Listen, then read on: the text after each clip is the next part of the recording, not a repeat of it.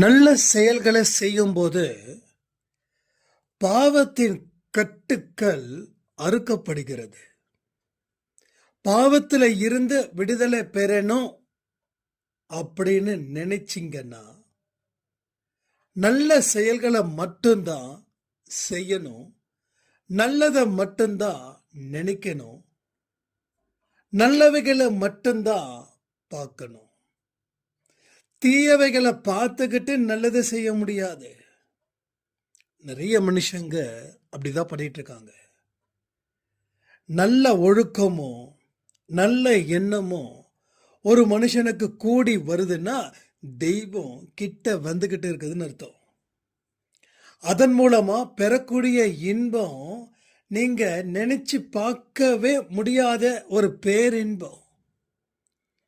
அந்த பேரின்பத்தை பெறுவது தான் மனுஷனுடைய லட்சியமா இருக்கணும்.